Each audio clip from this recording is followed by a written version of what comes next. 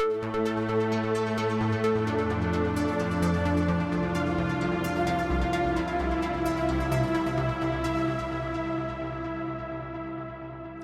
and welcome to the Sensibly Speaking podcast. This is Chris Shelton, the critical thinker at large, coming at you for yet another slam, bam, amazing episode of greatness. Actually, I think this one will be a little interesting. I think you guys are going to find this episode quite interesting because we're going to look at a non-religious cult movement that is happening mainly here in the United States, traces of it happening around the world. But started here, seems to be flourishing here and on the rise. We're talking about a population of this group.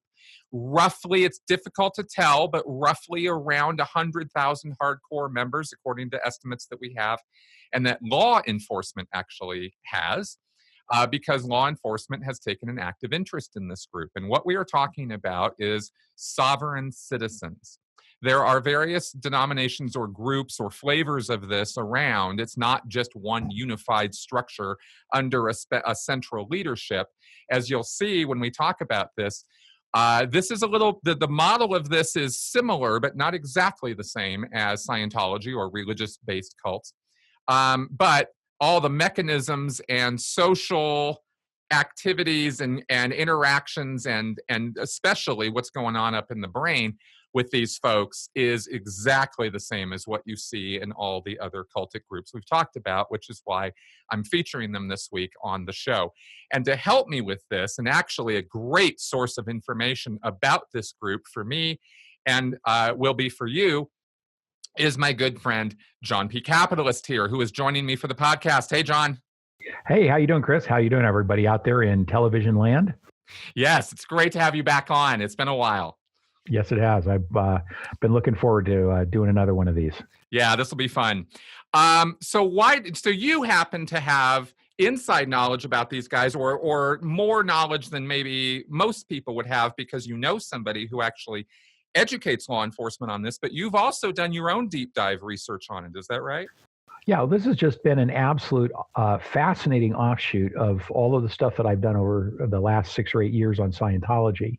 And here is a group of people. The structure of this group it's very unstructured. There's no one set of beliefs that says that's sovereign citizens and this isn't. There's a giant mishmash of beliefs, and there's millions of different camps. It's a very splintered and fractured movement. But these people, in general, believe stuff that is crazier than Scientology. But they also have the potential for more violence than Scientology. A number of sovereign citizens have killed police officers and engaged in all sorts of other violence. And this has been a source of considerable trouble for the court system, although I think the courts are, in fact, starting to gain the upper hand as they've gotten more experience dealing with this sort of belief.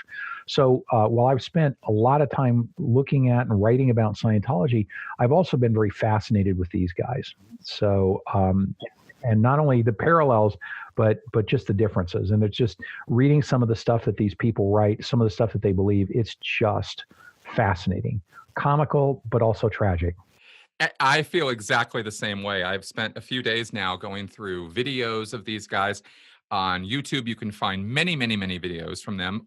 Ironically, a lot of them originally posted by the sovereign citizens when they're pulled over by police officers, and they think they're going to post these videos of them fighting back against the police, first with words and, sometimes with more.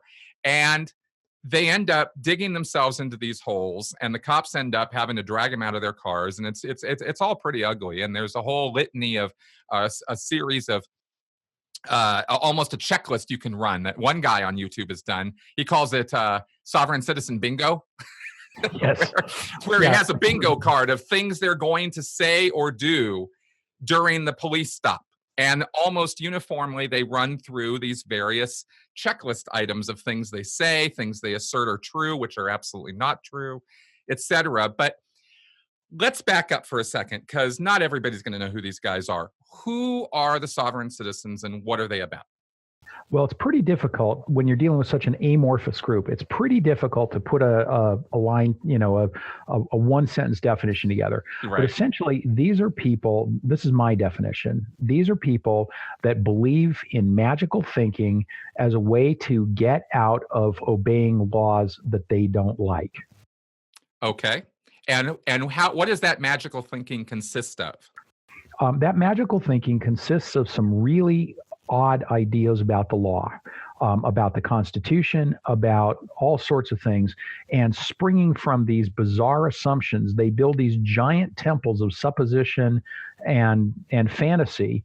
And then the danger is that they then try to translate that into some sort of action that has real world consequences, either for themselves or for innocent people. So one sovereign citizen belief, and this is the first one that comes to mind, not necessarily the only one or the most important one.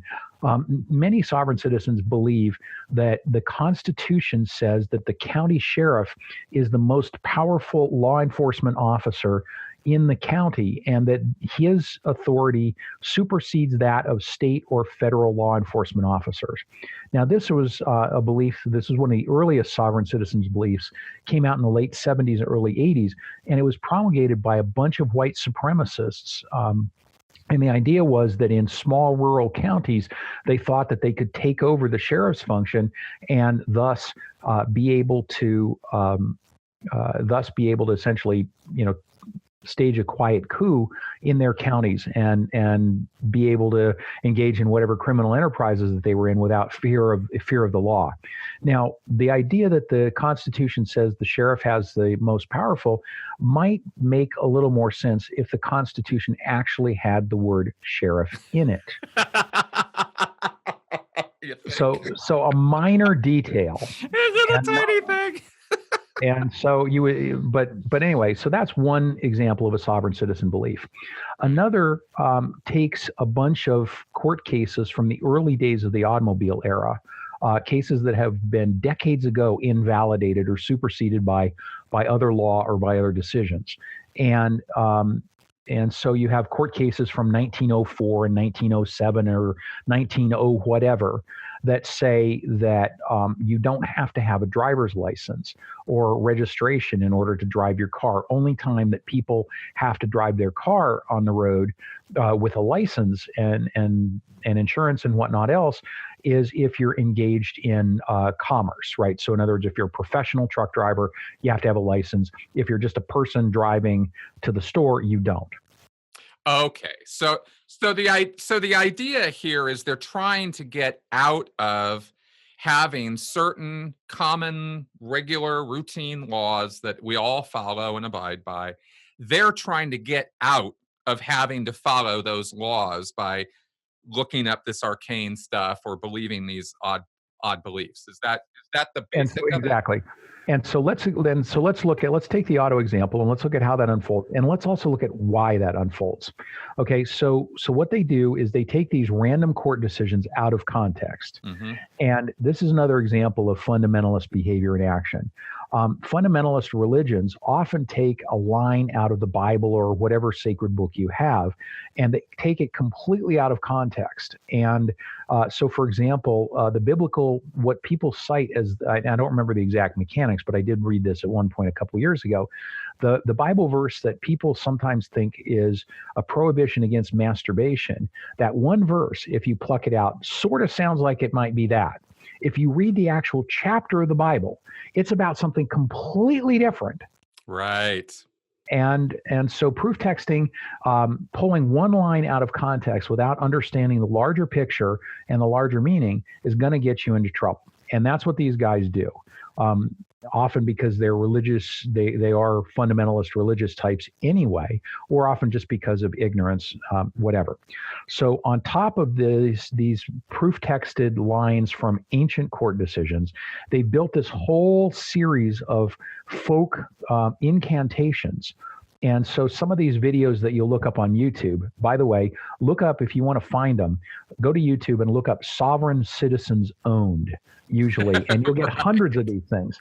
Yeah, I'm gonna post a couple clips right now so you can actually hear and see some of the flavor of what we're talking about, because I know it sounds kind of funny when John uses a term like incantations. It sounds, it's all witchcrafty and stuff. But when you see how these guys talk to other people, you're going to see what we're talking about. Check this out. Not a license. But we told you he's an Article 4 free inhabitant, so he does not have to have a license. This is on recording. Most likely, just for my safety, because I got a lot going on with this Article 3 or 4. Article 4, free inhabitant pursuant to the Articles of Confederation. You can look it up. It's in the United States Book of Codes. It is your laws you have to follow. All right, I will do that. Just please call my mom. Want to walk you back here? Yeah, I have one detained for 12,500. I have a passenger. Article 4, no, Article 4, free inhabitant. It's different. Okay. Article 4, free inhabitant pursuant to the Articles of Confederation. Put the camera down for me. Is that if it records, that's fine. But I don't want you holding anything. No weapons, no weapons. All right, no. Okay. So what I'm going to ask you to do is the same thing. I get out of the car? Yes. No, I'm not getting out of the car. All right. You can go get your superior. Well, I am going to tow this car, and you cannot be in the vehicle while I'm towing this vehicle. Well, if you go get your superior, he'll clarify that he can be set free because he does not have to have a license. It's not going to happen right now, young lady. So either you're going to come out of the car on your own free will, or I'm going to assist you. I'm going to get out of the car and walk down to that house. No, you are not free to leave right now. Are you saying you have authority over me? Yes, I do. You have proven authority over me? Yes, I do. How did you do that? The County of Imperial through the sheriff. You do not have authority over a human being, over a free inhabitant. What? Do you want to argue the point? You need to go look up your laws. I don't have to look at anything right now. What I need to do is get you out of the vehicle. If you have identification, please hand the identification over to me. No. Identify yourself to me. And I'm not going to step out of the vehicle. All right. Well, you are impeding my investigation. You are delaying me, which is a penal code violation in the state of California. That law only applies to U.S. citizens. Well, where are you a citizen of? I am not a U.S. citizen. Well, see, that's I am a free inhabitant. I am of the earth. I do not belong to any corporation. I do not belong to any country. Yeah, but as long as you're in the sovereign states of the United States, you will abide by the rules and laws. See, and you have certain protections. No, a free inhabitant is they are allowed to. They're free people. They have all of the rights of a U.S. citizen without following any of their laws. Well, that would just be pure anarchy if that were the case. No, because we're peaceful people. We're peaceful people. Okay. Never heard of it. Well, you did today, and you should learn that your oath to the Queen's nullified and abolished, and you guys don't have authority. Look, now there's 2 other cruisers here. I don't care. I'm standing for my rights, man. Plain and simple. Bring them all. Bring your whole force. I am not intimidated at all, man. Okay. I know my rights. Don't open my door. I need you to identify yourself. No, you don't. You have no right to open my door. He's a sovereign citizen. He won't identify himself. So, are you going to identify yourself? I do not have to, Your Honor. Okay. Thank you. Open my door. You have no right to fucking touch me. You guys have kidnapped our child. Nope, I'm leaving. Don't get in front of me. You're pulling your gun on me? Okay, he's pulling his gun on me. Everybody, I have not done anything criminally wrong. He's pulling his gun on me. No. No. It's off. Parking brakes on. I'm no threat. I'm no threat. They're pointing their guns at me just because I don't have the right plates on my car. That's why.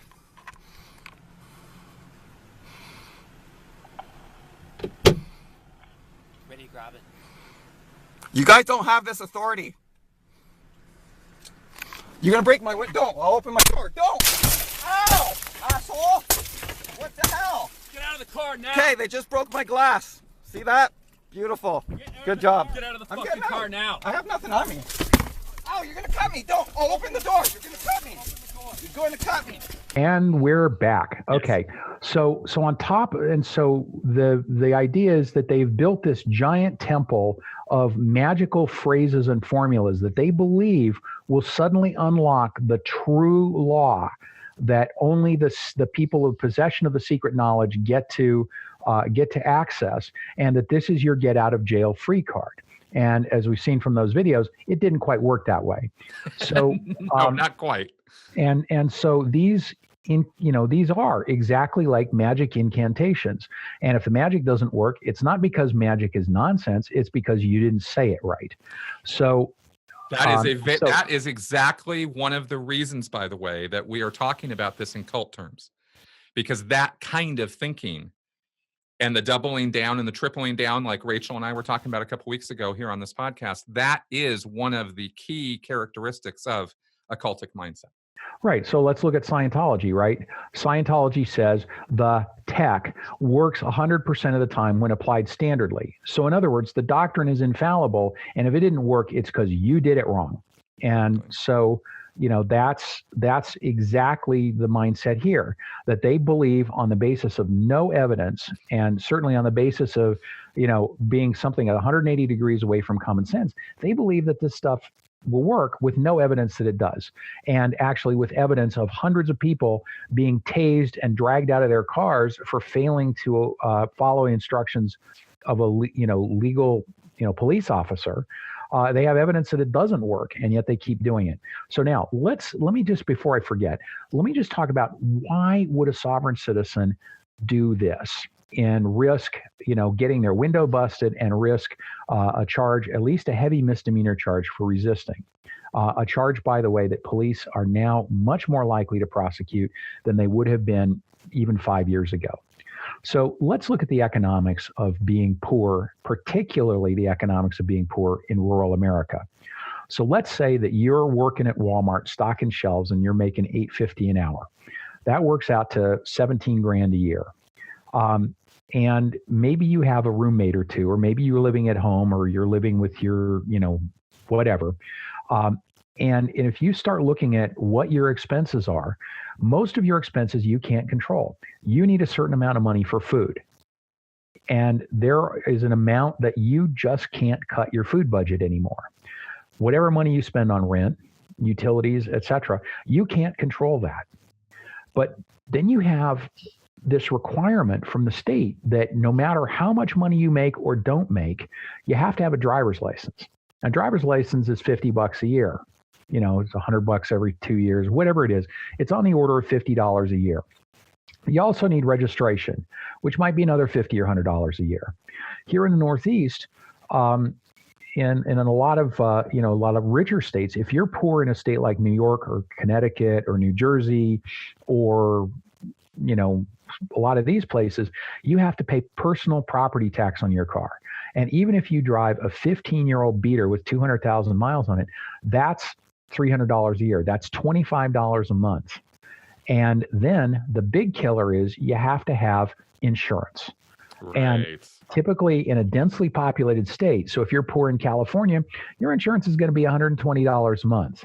So if you look at the mandatory cost that you have to put your car on the road before you even put gas in it, before you even fix it, or before you even pay the car off itself, anywhere in this country, you're looking at $100 to $150 a month. And if you're making $17,000 a year and you've got $1,800 in government mandated money just to be able to pull out of your driveway, that's over 10% of your income. That's more than you're paying in taxes, because somebody making $17,000 is really not paying a lot of income tax. They're paying Social Security. That's about it.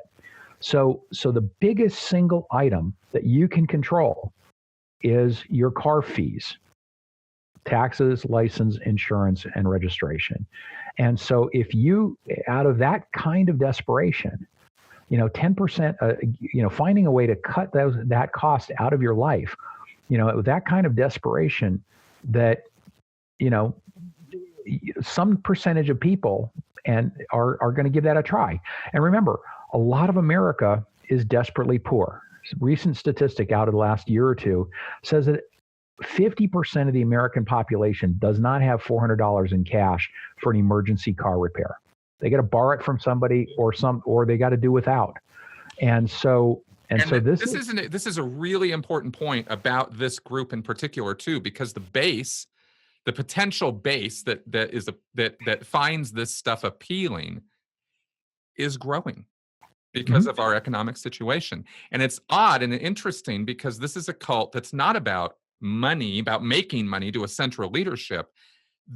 it's almost that the price of admission for this group is that you're poor, that you don't have any money to spend on Yeah. stuff. Now, in large part, that's true. There are actually a very small number of wealthy sovereign citizens, but by and large, they're people that are pretty marginal, and they tend to be rural. So another thing is, why do these people tend to be rural? It tends to be the case that rural cops are understaffed. So, for example, let's look at some of the counties in, let's say, Eastern Oregon, out in the West. And sovereign citizens do tend to be strong out in the West. Colorado's a hotbed. Oregon, Washington, Idaho, quite a few there. Got a bunch in Nevada. So, they're everywhere, but they're typically in rural areas. So let's say that you're in Harney County, Oregon. Beautiful place. It's about the size of Connecticut. And at any given time, there's 2 to 3 sheriff's deputies on patrol in Harney County, the size of Connecticut. So 100 miles by 50 miles. It's if you need backup, you're going to be waiting for a long time for one of your partners to get there. So the cops are going to let a lot of stuff slide. So if you've got some bozo that's got a homemade license plate that says non-commercial use, not for hire, no license required on his car where his license plate should be, you're probably not going to make a big issue out of it. In the suburbs or the urban core, you see somebody like that, you're going to jump on it. They've got automated license plate readers, and if the thing gets a no read or whatever, they don't, the officers don't have discretion, right? And so the other thing is they've got good training budgets, and they've got a lot of officers on backup. So if you live in a suburb with 50,000 people, it's a small place, and staffing levels for a department like that's going to be anywhere from 10 to 25 officers on duty at any one time. So if you live in a wealthy suburb, that guy sees a license plate and he knows that you're a sovereign citizen. He's going to pull you over, and he's going to call for about 5 backup units. That's right. And because he's not going to take a chance. Yep. He figures that you're probably, and experience shows, there are a lot of these people have arrest records for various sorts of petty crime, sometimes somewhat violent crime, like maybe a domestic violence call. A lot of these people are already known to police, and they figure that, rightly so, that these guys might have something to hide. So they've got the resources. So anybody that shows up with a not for hire, you can't ticket me license plate, and if you Google sovereign citizen license plate, you can get a sample of the really amazing richness of the pretend artwork that's out there. So you can go out, and a suburban place, suburban district is going to just no tolerance, and they're going to hit this with overwhelming force, and it turns into a catastrophe, right? Because if the cops do take your car, if the cops do stop you, they're going to seize your car. And most people that are in the situation where they want to go this route anyway, they'll never recover from losing their car, because they're going to lose their job. They aren't going to be able to get out to get a new job. It's economically devastating when you get your car seized when you're poor. Yeah, big time. It's bad enough if you're a lawyer making 150 grand and you got a mess of parking tickets, you get your car towed. It's a pain, but it is not devastating. So anyway, this is a magic thinking way out to try to solve an economic problem. Right. So that's one. Okay. And real fast, I just want to make a point here, because there's a lot of anti-police sentiment out there, and deservedly so for certain reasons, but not these reasons. I want to be clear that the police this is not a situation of the police abusing these people. This is a situation the other way around in this particular case. And it's just a point I want to make right now, because I don't want to have this, turn into some kind of black versus white, sort of thing in the middle of while we're explaining all of this. The cops are in the right when they're pulling these guys over, and the cops are in the right when they're trying to enforce really basic, simple laws with these guys. It's not complicated stuff. I just want to put that out there because I want to make my position on that. I mean, clear. that's the thing is, you look at these videos that are posted, and the cops are being more than reasonable before they finally break the window and tase the guys. Exactly. And the patience of some of these cops was almost angelic in some cases. Absolutely. So it is, yeah, this is not an anti-police issue at all. But the point is that, so I think the illustration from the license and registration branch of the sovereign citizen world is that there is economic desperation at play and a lot of very poor judgment.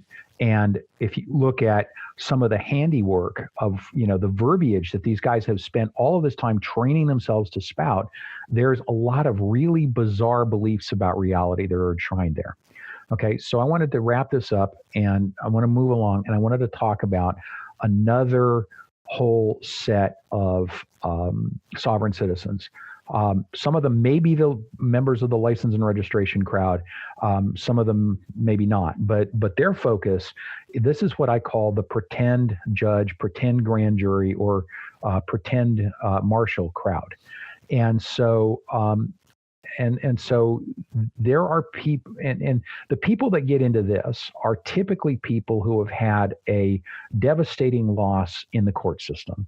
And this will usually be something like a foreclosure, losing a kid through Child Protective Services, tax court, or something of, a divorce that they feel went against them because the judge was biased or something like that. And what they do is that as a result of this is they envision going out there and they think, well, the courts are corrupt. Why can't we set up our own courts? Or why can't we use our own why can't we have our own legal system?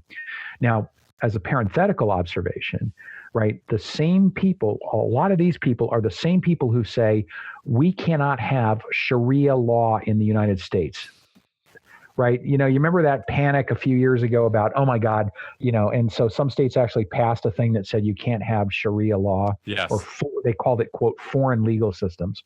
That amused me greatly, by the way, because what other legal system or what other belief system that people imagine is the basis for law that was originated outside the U.S.? It's the biblical thing. Last I checked, that came from Israel, right? So the 10 Commandments is a foreign legal system, and yet these people strenuously argue that we should really be following God's law.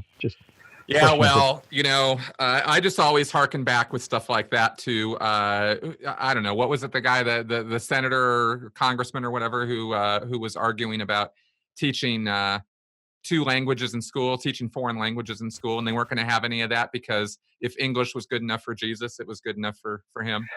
I hadn't heard that. May very well be apocryphal, but it certainly is the mindset. Yeah, so, exactly. So anyway, so what these guys have done is, and there's many, many schools of thought here. What these guys have done is try to create, to say, no, the laws that are in effect are based on a foundation of deceit and lies and trickery, and that there's actually an underlying legal system that they alone have discovered that will allow them to get what they want out of the courts. And so some of this is, pretend lawyering, that when you go into a real court, you say this and suddenly magically the judge has to do whatever you want. And a lot of these sovereigns, that particular branch, the magic get out of jail free card in real court, that crowd will waste enormous amounts of judicial resources. And the courts are finally starting to get wise to this, and they're starting to realize that these people are part of, because every judge has weird, flaky, presumably mentally ill defendants getting in front of him some percentage of the time. But what they're starting to realize is that these people are driven by an ideology that's fixed, and they're finally just stomping this stuff out and cutting the crap. So there are sovereign. If you and also just as a point on this, if you go to the Wikipedia page on sovereign citizens and you go through, they do a year-by-year breakdown of court cases and assaults and battery and shootings at police by these guys. Yep. And other incidents, and you can see case after case after case where they've already dealt with the legal issues of what these guys are putting out there, and they don't have an issue. There's no there for what these guys are pushing. So the precedents are all set. This shouldn't even be happening anymore. Yeah. So these bizarre beliefs. So for example, some sovereign citizens believe that if the judge says, do you understand, that means that I stand under the judge and therefore submit to his authority, but I refuse to submit to the authority of this court. So they believe that you can opt out and that you can challenge jurisdiction. Some of this is based on some really strange ideas, like the idea that my name is in upper and lowercase, and that the court filings where it always puts your name in all uppercase, that's somebody else. And there's actually this thought is called straw man theory, that there's this legal, like almost like a corporation that exists that is responsible for all the bad things in your life, and you're responsible only for the good things. So it's like, no, the defendant is not me. It's this straw man entity that's had the same name as me, but in all caps, but that's not the same as me. Right. And so you get some bizarre results where, and the courts have started to figure this one out, and some of them are very good at acting on it. So somebody goes into court, the case is called, are you John Smith? And he says some mumbo jumbo that he's been taught to say, like, no, but I represent the estate of John Smith under the land jurisdiction, and I'm here to dispose of this matter in commercial dispute. Now, criminal and commercial, civil cases are very different things.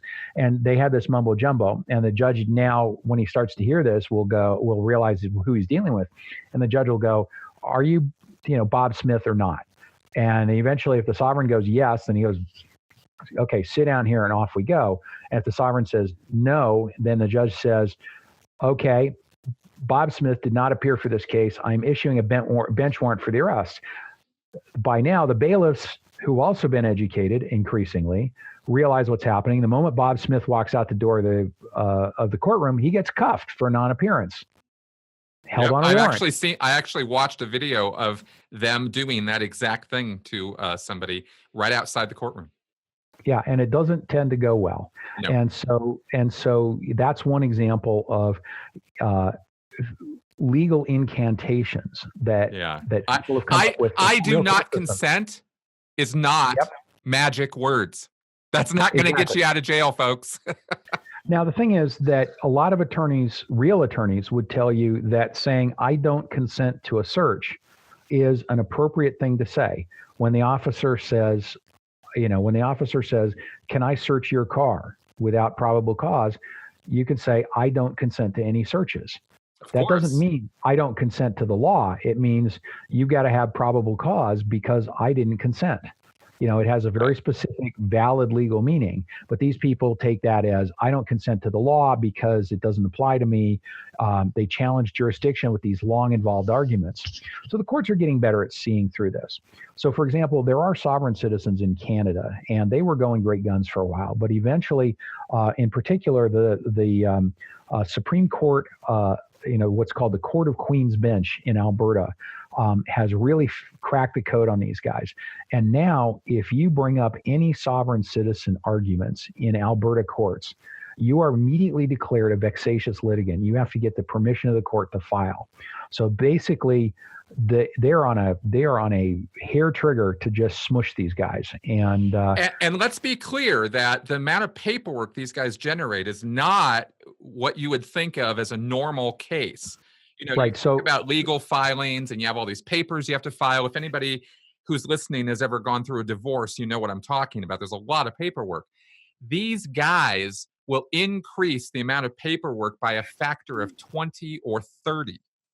Yeah, and they will fight, and a lot of it will be just what psychiatrists would call word salad. It sounds like ramblings of insane people. It's cut and paste from somewhere.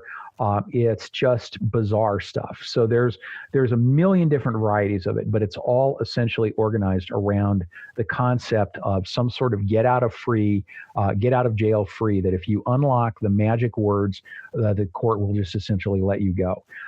But at a more practical level, somebody who gets nailed for a traffic ticket, a speeding ticket, goes into court, and they start jerking around with challenging jurisdiction and going into all this stuff. You can have a 2-minute traffic ticket case end up wasting an hour and a half of the time of the people in court and the other 100 people that are waiting to get their traffic ticket heard. So so there's a drag on the system, and then by the time you get up to major cases, it's the amount of paperwork that these idiots can generate is off the charts. So it really is. I really want to get this across to everybody because I want you to understand how abusive on the system and how they overload the system through their stupid actions. So you have, 100,000 of these guys in the United States, and I'm talking hardcore believers. I'm not talking about fringy guys who maybe are thinking about it. There's like another 100,000 of them. The hardcore guys, this is what they do. They just spend their time doing this because they literally just don't have anything else to do because they're not out getting jobs or getting their life together. They're sinking themselves further and further into this delusional world. And in doing so, end up cluttering all the rest of us with this stuff. This is consuming without any doubt at all. I mean, I haven't like crunched a bunch of numbers, but I feel safe in saying that there's millions of dollars of wasted time and effort on the part of our system trying to deal with these. Yep. Some of the experienced sovereigns. So there's one guy, and you can Google the case. It's Anthony Troy Williams in Hawaii.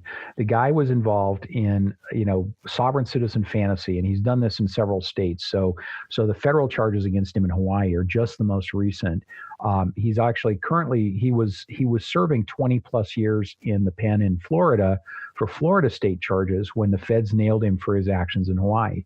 This guy has filed, a motion or two every day in pretrial motions for his mortgage fraud case, where he's telling people that he can, cut their mortgage in half, and he basically rips off their money, causes them to lose their house.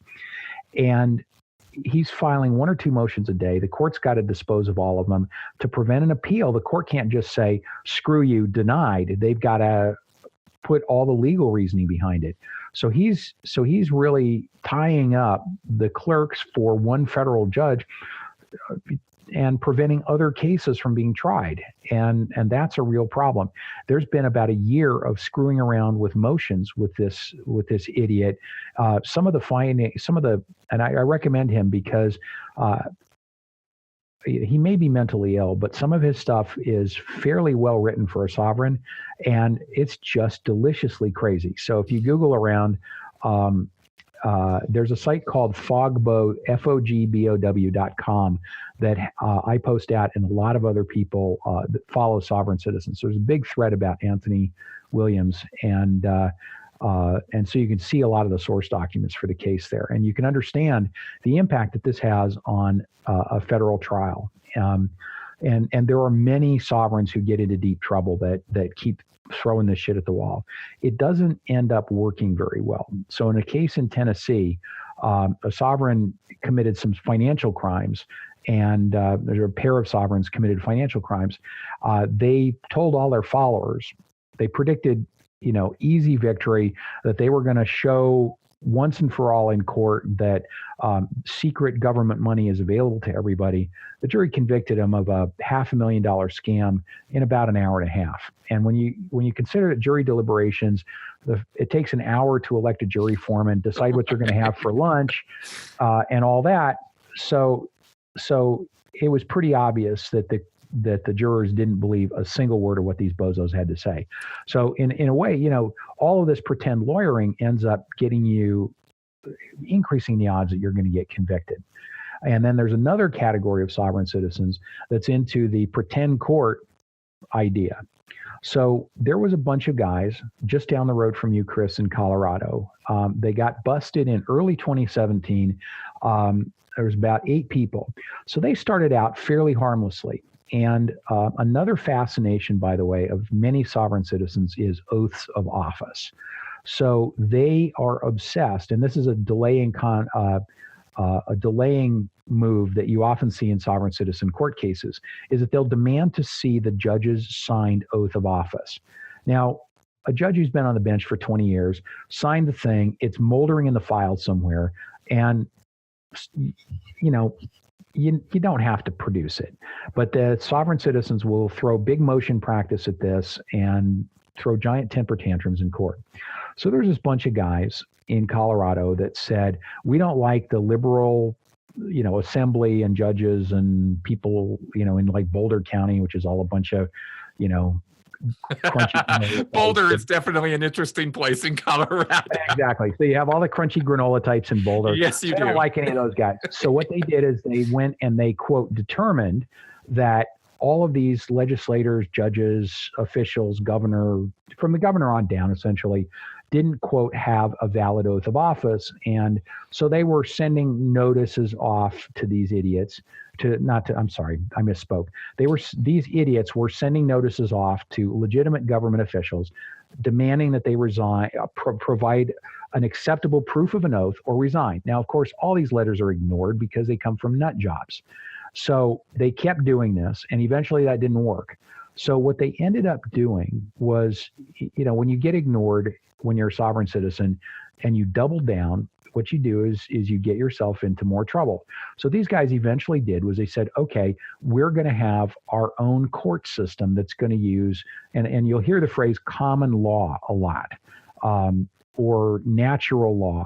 And basically, common law was what you had before you had rigorously defined laws about something.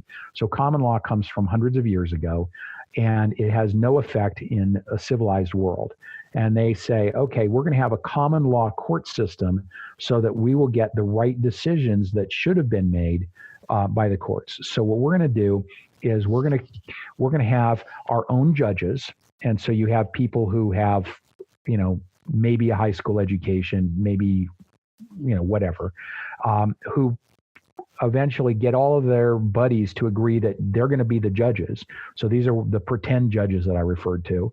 And the pretend judge has a pretend grand jury, which is basically a bunch of his friends.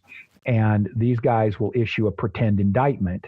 And they figure that, hey, I didn't consent to that government over there, so my government's just as good. My pretend government is just as good as their government because it must be pretend because I didn't consent to that.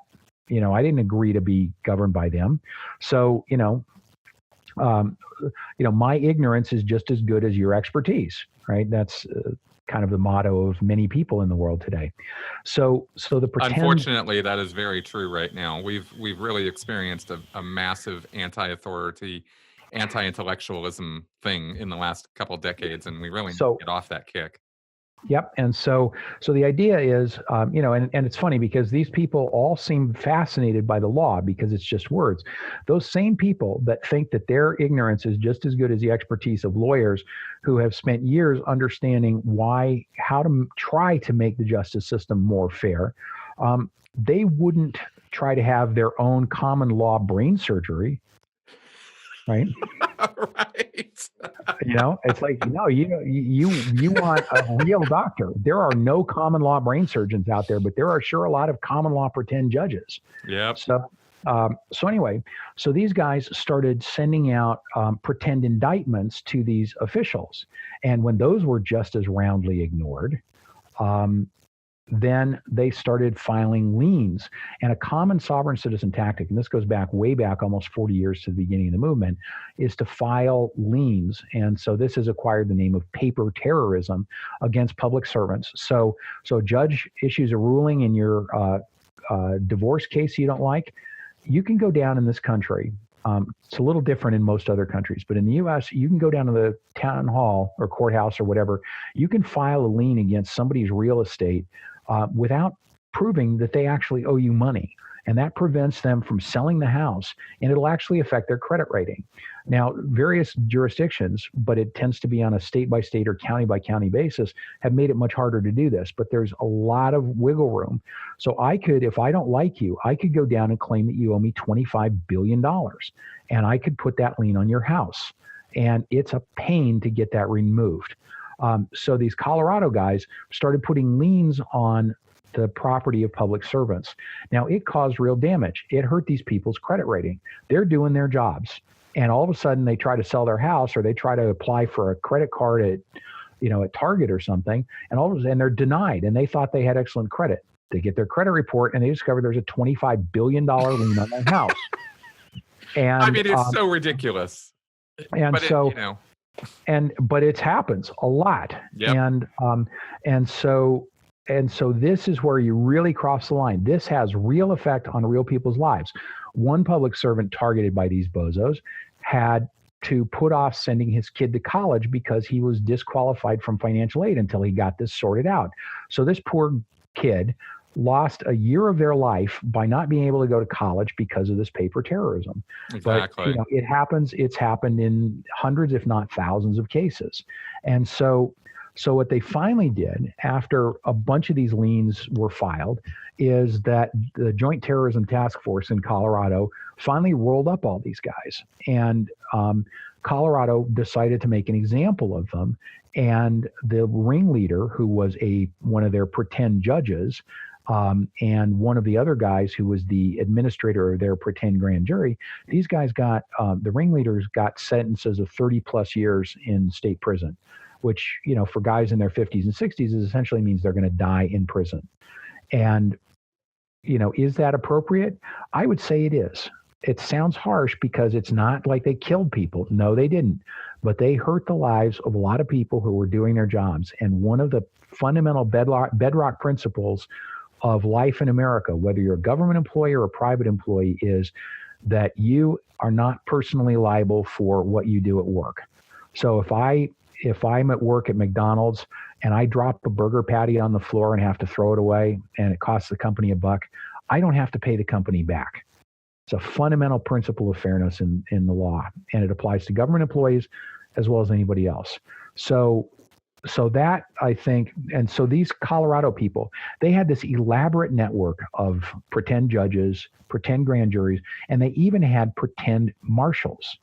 So, in fact, one of the teams of pretend marshals drove from Texas to New Mexico. And this would have been, I think, in early 2017, around the same time that the Colorado gang got rolled up.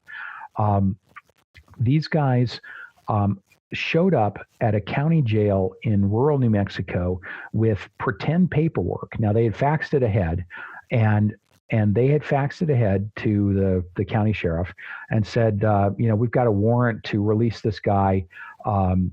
And so they show up at the jail, and it said Continental Marshals for the Republic was the name of the group. And this guy was wanted for an out-of-state warrant, like in Pennsylvania, and he was living in New Mexico. He finally got grabbed. So the U.S. Marshals owned him and were about to ship him back to Pennsylvania. So some alert sheriff calls the Marshals service in Albuquerque and says, "Do you know this guy? Are you springing this guy?" And they go, "No." And he goes, "Because we got paperwork from the Marshals." So eventually they sorted it out and they figured that this was bogus paperwork.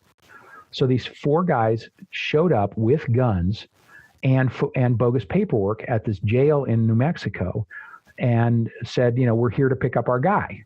And the cops said, "Okay, come around back to what they call the Sally port, essentially the safe, chamber, where you pull your car in, it locks, and they lock the prisoner into the car, and then the bus or whatever, and it leaves." So as soon as they get to the Sally port, the lights come on, they're surrounded by cops, and they all get arrested. And the most amazing thing about it is these people actually thought that they were real police officers. They're delusional. Well, that's the thing. We're talking about people who live amongst us, who look like us, who talk like us, they don't really talk like us, but I mean, they look like American citizens. They think that they have all the rights of a U.S. citizen without having to follow any of the laws. These people have become like you could almost call it the cult of leeches. I mean, that's all they are doing is leeching off of society because they can't contribute to society, and so they've taken it in their mind that society doesn't exist and that they can go make up their own, and that's how they're going to live their life. And it really is pretty delusional stuff. It is. And, I think that a lot of them, this shows the power of rationalization, and it shows the power of cult-like thinking. So they're not sitting around going, what scam can I run on society so that I don't have to do anything I don't want to, and I can save money that otherwise I would be required to spend. They don't do it that way, but they rationalize it, and eventually it ends up having just the same effect. And so I think that this is, but the mechanism by which you get there is very much, in all of the different sovereign citizen subgroups, it's very much cult thinking. But what makes it interesting regarding other cults is that, if you look at Scientology is a tremendously centralized and highly structured organization. And it has one set of beliefs, everything that L. Ron Hubbard ever wrote. Now, never mind that Hubbard's doctrine is massively contradictory, and it's just a voluminous amount of horse shit to have to sort out. You can't actually have a single set of Hubbard doctrine because there's so many different contradictions that everybody that tries to tackle it is going to come up with something different as to what Hubbard said about whatever. Now, all religions have contradictions in the doctrine because it was written, in ancient times, handed down by oral tradition, etc. Hubbard just wrote so much drivel that he didn't bother to check for consistency, that it ended up being, an opportunity. But the point is, I digress. The organization itself is highly structured, and the belief of what is true is really simple. What Hubbard wrote is true. What anybody else wrote isn't. Okay? Sovereign citizens, it's all over the map. But the belief mechanism by which they adopt it, hold it in place, and how they think is absolutely cult-like. Even though there is no central organization, there is no single set of beliefs, and there is no leader. Now, there have been sovereign citizen leaders, and there have been sovereign citizen courses, particularly around how to beat foreclosures and how to dodge income taxes. But the number of people that make their living as professional sovereign citizens is pretty minimal. And so there are some, but not a lot compared to how many people are in the movement. When you think about it, Scientology has 20-something thousand believers worldwide, and they have about 5,000 staff members. Sovereign citizens, there might be a dozen people making their living either through donations or classes, or people just sending them $5 or $10 at a time. There might be a handful of people making a living at this. It's actually very similar, I'll just note, to the Flat Earth movement, which is also structured very similarly. There isn't a central leadership. There isn't a central core of tenets. I covered that a few months ago extensively, even went to a Flat Earth conference. And so the organization is very, very similar. But it really is worth reinforcing this point that it's about mental mechanisms. It's about belief structure. It's not about the specific beliefs themselves. And that's one of the reasons I wanted to do this show, is to show how radically different an organizational structure can be, and yet the behavior and the thinking or lack of thinking and the methodologies and the doubling down and the cognitive dissonance, like all the things we've been talking about all this time, just as applicable for this group of people. Let me just sort of go off in a different direction and say, yes, the insanity and the magical thinking is very similar between the degree of insanity, right? The amount of evidence and common sense that you have to overlook to believe in the flat earth is approximately similar to the amount of evidence and common sense that you have to overlook to be a sovereign citizen. I would argue, however, that there's some very different motivation. Seems to me, from what I've read of the flat earth crowd, a lot of their motivation is to own the experts, right? Like, how a lot of conservatism is, quote, owning the libs. Well, a lot of flat eartherism is owning the experts. And how it becomes cult-like, by the way, is that once you lose all of your friends as you go around spouting all of this nonsense about the flat earth, and people are like, oh, get the fuck out of here, to use a technical term, Right. once all of your friends just like chuck you, you find solace in the arms of other flat earth nut jobs. So, but it starts out from, you might start believing flat earth a little ironically, and, just for the fun of jerking people's chain. And then all of a sudden you discover that you're very lonely and you end up, really going down the rabbit hole. I don't think that the sovereign citizen world is typically driven by a desire to, quote, own the libs. I think it's really driven by economic necessity or for, revenge on the system after, it's a pretty traumatic loss, foreclosure, divorce, tax trouble, child protective services, child custody issues. These are typically among the major traumas that people will suffer in their lives. And so one can understand that there's, in some respects, and I'm not, justifying it or allowing it, but in some respects, one can have some compassion for people that turn to sovereign citizen beliefs in many cases, because, they're doing so as a reaction, an inappropriate reaction to be sure, but as a reaction to dire economic circumstances or a tragic loss. Now, they can't admit responsibility and realize that being a drunken meth head might have had something to do, some causal relationship with losing their kids, to the foster care system. That's unfortunately a pretty normal human characteristic, to not take responsibility for what you can. But aside from that, one can understand the emotional reaction of, it's not that it's a good one, but one can understand how people get there. Totally. And I want to be, I actually, just since you brought this up, I want to comment on a couple things you said there, because it's important. In terms of how people arrive at flat Earth, when I did my sort of end of endless conspiracy theories video and really did the deep dive and talked all about why people adopt these beliefs, there are a multiplicity of reasons. And we need to be clear about that, because tragic loss or midlife crisis is one of those things. Look at those of us in global capitalism, right? We have midlife crises all the time. And we hopefully have a somewhat better way of dealing with it that involves expensive sports cars, supermodels, Exactly. And a lot of people do, right? It's a certain percentage of the population that's going to go way off.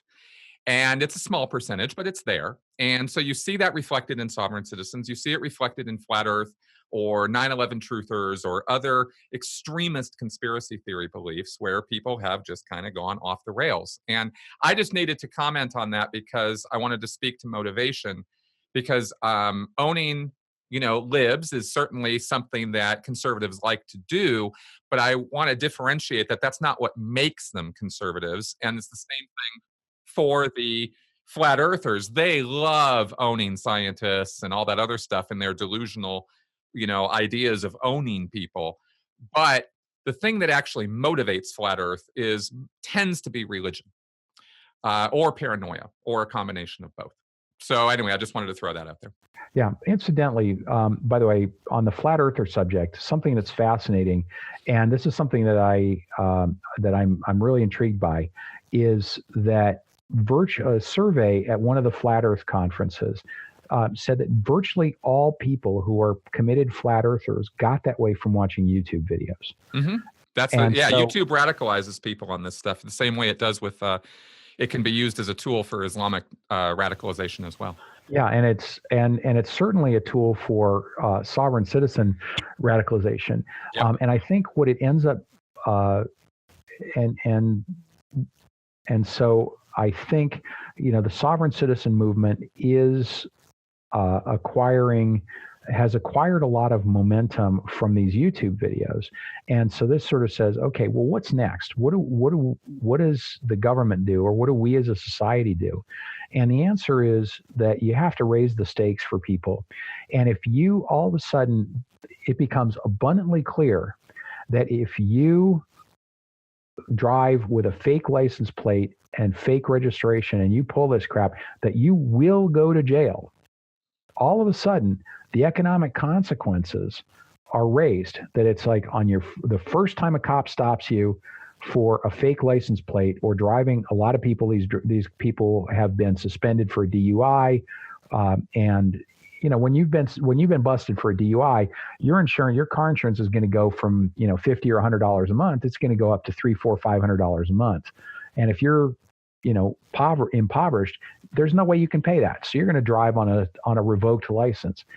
And, if the police has zero tolerance for that, especially when they spout sovereign citizen nonsense, all of a sudden it's a rational economic calculation once again.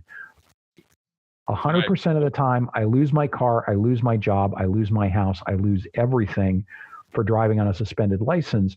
You're not going to do that. The cost of trying to suck it up and either ride a bike.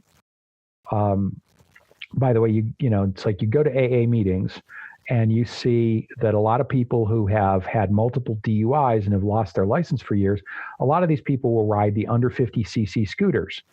That's a solution. They can stay employed, et cetera, and the license is not required. So they're compliant with the law.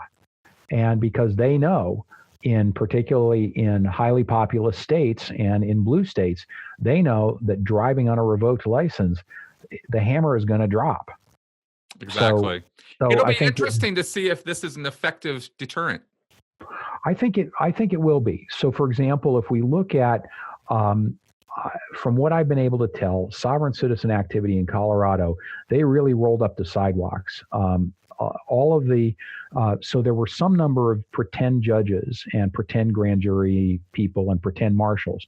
The moment the Colorado bunch got rolled up and the moment those idiots got arrested in New Mexico for, you know, trying to be pretend marshals and spring people out of real jails, the pretend marshals group just fell off the map as if it had never existed. The pretend grand jury crowd had a weekly conference call and they got anywhere from 50 to 200 people on it. I haven't tried to listen in. I think it disappeared pretty quick. And a lot of the people that were affiliated with that group that were pretend judges, including the pretend chief justice of that crowd, have just completely rolled up the sidewalks. So I think there's a pretty rational deterrent effect. And so, you know, if you go into court and you pull that nonsense of, you know, I'm not crossing the bar and coming to sit at the defense table. If you get arrested for non-appearance 100% of the time, you're going to sit there and say, you know what? Most people are going to, unless you are completely committed to this ideology, you're going to say, you know what? That's not worth it. I agree. 80, 90% of the people, 90% of the people, when you realize you will go to jail if you try to pull any of this stuff, and you don't put in an appearance in the proper format, they're gonna be pretty sensible. Some percentage of hardcore believers are going to keep doing it. Well, I think that's always going to be true, and I think that we're going to find. I mean, we're talking about a very small percentage of the 300 million people who are in the U.S. We have 100,000. You're talking about 1 in 1,000 people, yeah. And the effect of that in terms of a drag on the justice system is actually disproportionate. The amount of time I think that's why they're coming. I think that's one of the reasons they're coming down so hard on these guys is they're sick and tired of all the overwork these guys are causing. Yeah, and it's like if you just say, okay, zero tolerance, boom, yep. You know, and the word eventually will get out, and it may take a while, but the word, you know, it always takes a while with government, right? And so training classes, according to this guy that I know, I wouldn't call him a friend, but I would call him I've corresponded with him, and he's an expert in the sovereign citizen world, and he gives training classes to cops, and he's trained. There's about 800,000 sworn officers of various stripes in the country. So there's about one for every 400 people. He's personally trained, 10 or 20 or 30,000. There's a lot of other emphasis now. The government, so recent surveys of various police, office, senior management in police departments has said they think the sovereign citizens are actually a greater threat at this point, either of violence or of just crime. They're a greater threat than Islamic terrorism. So it's not just, so this is a big component of right-wing extremism. There are some very liberal sovereign citizens, but more of them are on the right end of the spectrum. Non-zero on the left, but it's generally a right-wing phenomenon. And would you say this is mostly a libertarian ideology? I wouldn't say that they necessarily, if you went and you grabbed any sovereign citizen who's been jailed over their beliefs and asked them if they're libertarians, they probably couldn't spell libertarians. There's no coherent, okay. I would say that there's no coherent political philosophy operating here. It's driven by economic desperation or anger towards the government. And it's just sort of nihilistic. It's not a reasoned stance. that to the extent that you would, some people would say that libertarianism is not a reasoned stance, but it's not a well-defined school of political thought. Fair enough. Fair enough.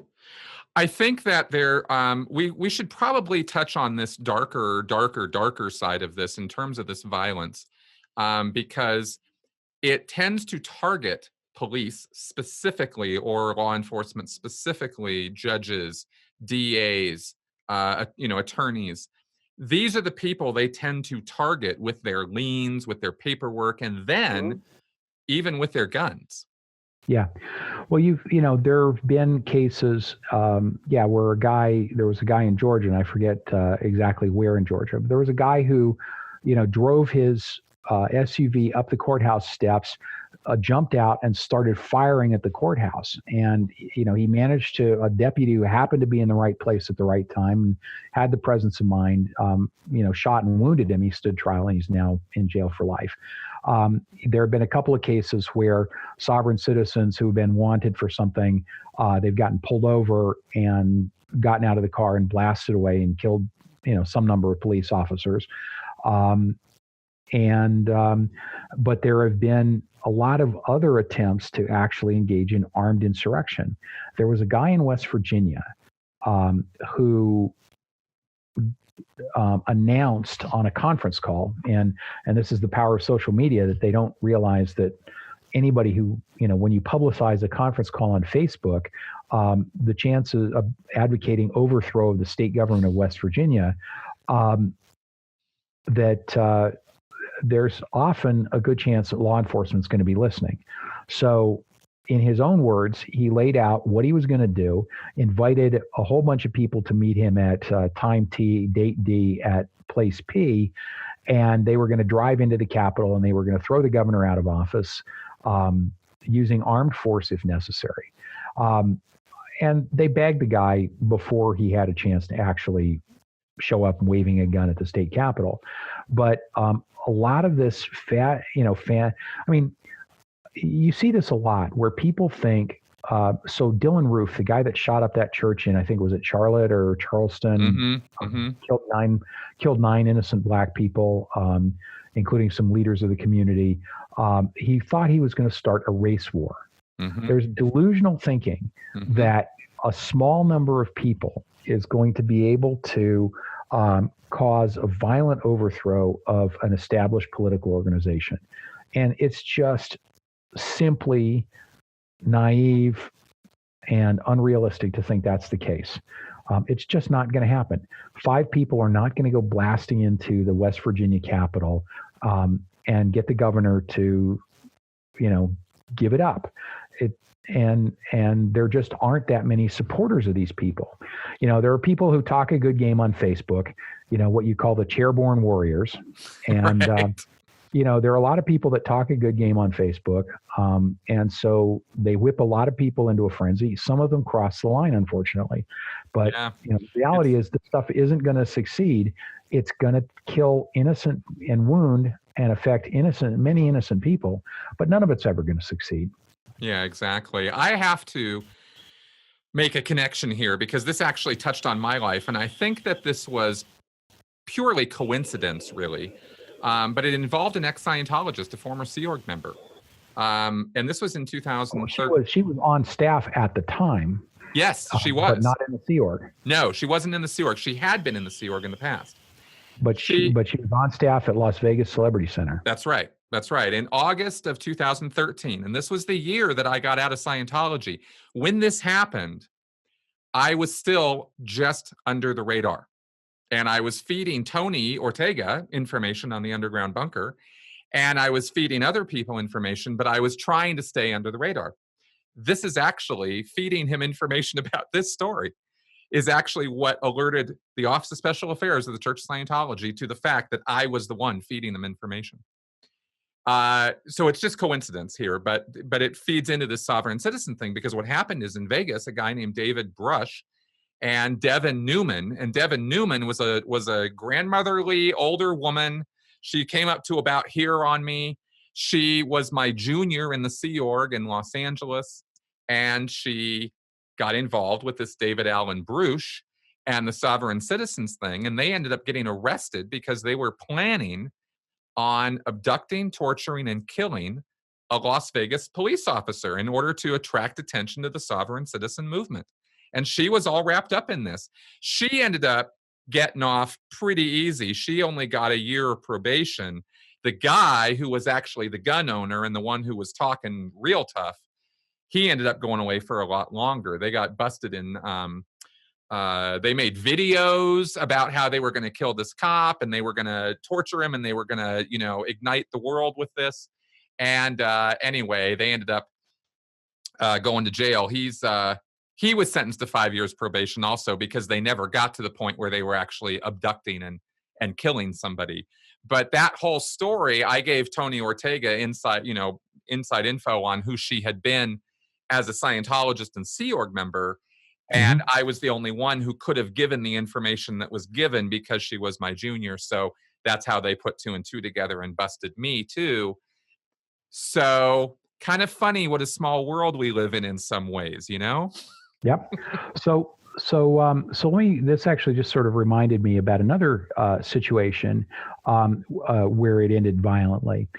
So one of the biggest examples of sovereign citizen armed insurrection with large numbers of people was in Bunkerville, Nevada, which is out by Mesquite, kind of way out in the boonies towards the Utah border, where a rancher who had been grazing his cattle illegally on government-owned land, not paying his grazing fees, the BLM went to seize his cattle. And he put out the word, and several hundred armed, far-right anti-government activists. So it's not strictly sovereign citizen, but basically, hey, we can ignore the law. These people went out to defend this guy, and they surrounded a bunch of BLM agents, including brandishing weapons at them. And this was in, I think, April of 2014, if I recall correctly. It was definitely in 2014. And the BLM abandoned this, and the cattle are still raging on the land. They were tried, and the case was dismissed on a technicality that the government prosecutors hadn't turned over some evidence. The government's appealing the case, but basically, the ringleaders were tried, but the foot soldiers, a couple of them went to jail, but most of them got away with it. And this was, again, I think, before the sovereign citizen movement and the threat that it poses was really well known. I would have to say today, given that, and given the history of sovereign citizen bad behavior and the potential for violence and the level of concern that police have, which may or may not exceed the actual potential for violence, if a bunch of anti-government activists start to really get together and become effective, the government will come down on them with a ton of bricks. The government's not going to fold their tent and walk away at this point. The stakes are higher, and the government will really drop the hammer on these folks. So after being thrown out of the camp of supporters, 2 people from that group at Bunkerville went back to Las Vegas, and they just saw 2 cops in a diner having breakfast, and they just walked in and executed these 2 policemen for being policemen. They were later killed in a shootout with other cops. But, this is the degree. So, yeah, some fringe, some very small percentage of the lunatic fringe will engage in violence. So the problem is that the more believers you have, ultimately, the greater the number that cross the line. And so the fact that, so if you look back at the case of these Colorado pretend judge, pretend grand jury people, it was a period of 3, 4, 5 years that of nobody lifting a finger and saying, guys, you're going to get in trouble if you keep this up. They just were ignored, and eventually they crossed the line. And so I think the lesson that the officials are learning is you have to come down on these people harder, sooner, and more aggressively, and you will eventually reduce the number of people that actually act on these beliefs. And it's one thing, to to sit there on Facebook and read this crap. It's another thing entirely to start organizing people, start working together towards a common goal, essentially engaging in a criminal operation. And then it's even, further level to actually pick up arms and go try to actually do something. So I think, I'm optimistic. When I started really looking at these guys in 2014, I thought that this would continue to increase pretty substantially. And the feeder group is the car registration traffic ticket crowd, or the discontents who have lost in court. And I think, I think if they can shut down, the early stage sovereign citizen behavior where they think this actually works, I think I'm more optimistic now that this stuff can be contained. It'll never be wiped out, but it can be contained. Cool. I think you're right. I actually want to thank a viewer out there who sent me an email to a link to a police bulletin about sovereign citizens that was just issued, and I shared it with John, and that was kind of what hotted me up on getting onto this again in the first place, this particular topic, because I went, oh yeah, those guys, I've been meaning to get to them. And that police briefing sheet was very thorough. It was actually I was surprised at how well written it was, because it really laid out everything we've been going over, the violent cases that have happened and why police need to be on the lookout and the kind of language they'll use. So it was definitely that the police are on alert for these guys. It's not just a passive sort of thing. Yeah, it's increasing. It's not universal. So there are still plenty of police officers who haven't been trained to deal with these, to recognize these guys. And there isn't a single playbook that, say, the feds are out providing to local police departments. The feds in the states do a lot of training of local officers, trying to get, minimum competence and training out there. That hasn't been reached yet, but it's getting out there. And so in areas that have had a problem with these people before, it is now a priority. And it seems like, if you look at the fact that more sovereign citizens don't just get shot, is I think a testament to the restraint and the training that the police officers are starting to get, and the consistency in responses. They give them more than enough time to comply, and they announce, this is what's going to happen. I'm going to count to 10 and I'm going to break your window, and then they do it. And that's right. The videos on this were actually quite enlightening in terms of police behavior and police training and police patience.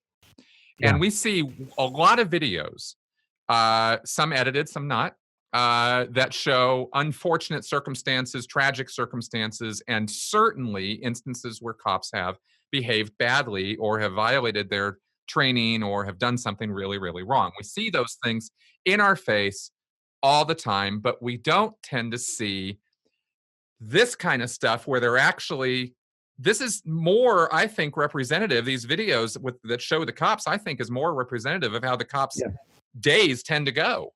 Yeah, and I think it's one of these things where I certainly, in the abstract, because I have no contact with law enforcement, but in the abstract, I'm absolutely concerned about extreme cases of police violence, of unwarranted use of force, and particularly against minorities, and that is deeply concerning to me. And at the same time, I can still be positive about what I've seen of police officers' treatment of these guys. So in other words, it's a complex situation.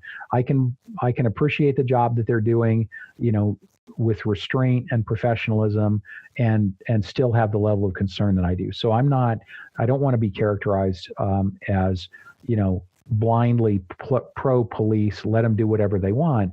Not at all. But they have generally been, who wants to, even if you take a cynical view, who wants to trash their career over some, excessive use of force for some moron that I pulled over for a speeding ticket? I'm not going to give up very few cops are willing to give up their career to beat the daylights out of that guy. They're going to be very conservative. And you're right. It's I don't want to get into bashing cops. I don't want to get into overly praising them. I'm just saying that it's it's another data point for us to look at how cops actually act on a day-to-day basis. And I thought that was a good window into it that I found educational. Yeah, well, I think, it's a little bit of a caricature to say it this way, but we only see airplanes on the news when they crash, which happens once in a great while. We don't see on the news evidence of the 27,000 commercial flights that take off and land safely every day in this country. Exactly. Right. Exactly. So, by the way, if you want to see some of the best and funniest examples of this, there is a YouTube channel for a guy who either is or was a cop, and the channel is called Donut Operator, DONUT Operator. So search on YouTube for that. He's the guy that does the sovereign citizen bingo. But there is just a wealth, and the logic, by the way, this shows you how skewed the logic is. A lot of sovereign citizens, and others to be sure, think that they videotape these stops thinking that it's going to establish police tyranny. Then they post it on YouTube after they get out of jail, and what it ends up being is some of the best evidence to convict them out there, as well as abundant comedy fodder for the rest of us. And so the best source of incriminating evidence is the sovereign citizens themselves, right? So the Colorado pretend grand jury folks, where did the investigators have to go for evidence of the pretend indictments and the liens? Their archive site, where they conveniently posted all of this so that we could all see the tyranny of the government that they were avenging through their sacrifice and good works. And actually, it ended up just being, making it all that much easier for the investigators to find the evidence and convict them, because it said, we filed this document against so-and-so on thus and such date, and it says lien $25 billion or whatever. So anyway, but there is so much material out there from these people with all of their edicts that they're so proud of. It is a huge rabbit hole. I caution you, if you value your time, don't go here. Yes. Because it is a rabbit hole that will take you away, and it is endlessly fascinating. As many of you know, I love to write, and some people think I'm reasonably competent at it. And watching the thought process, and I've spent a lot of time, everything I've done in my career, writing has been a competitive advantage for me. Writing clearly, powerfully, and impactfully. And interestingly, that's been the key to success for everything I've done in life. And to watch the thought processes, to just try to understand how these people think that pulling this random word salad together is going to unlock the doors of the jail. Literally, I encourage you guys watching this, I encourage you to start looking at some of these things. And ultimately what fascinates me, I think, and we probably ought to be moving towards a conclusion here. I don't know how long we've been talking. No, I'm after you wrap up this point, we're going to wrap up. Okay, great. So one of the things that I think is fascinating endlessly to me about Scientology, other cults, sovereign citizen movement, and other things as well, is just how thin the line is between brilliance, regular, everyday rationality, and madness. And you start reading these sovereign citizen documents, you start watching these videos with these things that these people say to the cops, the magical thinking that's involved. I don't know whether these people are clinically mentally ill, simply misguided, or simply too invested in these ideas to be able to step back and say, you know what, this is just wrong. But these magic incantations that they think will somehow unlock an otherwise unattainable result is just remarkable. And then the mechanism by which they hang on to these beliefs in the face of all evidence to the contrary. It's a painful reminder that when we're human, it doesn't matter how smart we are. And this is something, by the way, in the world of capitalism, I learned long ago. You always have to be checking your own mind. You always have to be looking for your mental blind spots. You always have to be looking at how the world is changing. Because if you keep doing what you've been doing and it doesn't work anymore, and you keep doing what doesn't work, you're going to lose people a lot of money, and you're going to lose your job and probably your career. Ultimately, you have to be sensitive to doing what works. You have to be always thinking, am I on the right side of the line of sanity or madness? And then maybe if I'm really good, I can get from just ordinary workaday sanity to brilliance.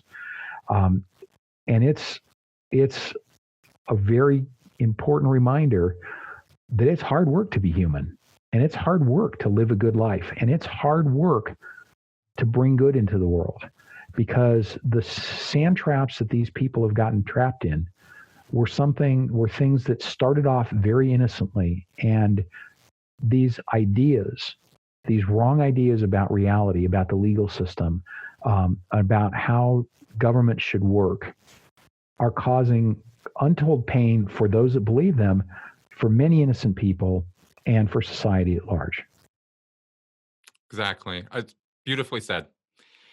Thank you very much, John. Your contribution on this was invaluable, and I really, really appreciate your time on the show here today. Thank you. It's my pleasure. It's really, this is, I've posted on a number of sites about these sovereign citizens, and this is really the first time I've had a conversation to really try to present this in a way. So I hope some of you out there listening have found it useful. You may find some of it entertaining, but as I say, I think there's a serious side. I think it's a reminder that it's a lot of work keeping a society and a civilization working, and we need to do that work, and otherwise we end up with this sort of nonsense, the selfishness, the ignorance, and the waste, and the lost lives and lost opportunity that so many of these sovereign citizens are on. Awesome. Well, folks, leave any questions, comments, or feedback in the comment section below here on YouTube or at sensiblyspeaking.com. I always value your feedback, and I'm sure John would as well, for this show. And thanks for coming around. So if you want to support the show, check me out on Patreon. Otherwise, like I said, questions, comments, feedback below. Thanks, guys. I'll see you next week. Bye-bye. Have a good one. Bye-bye.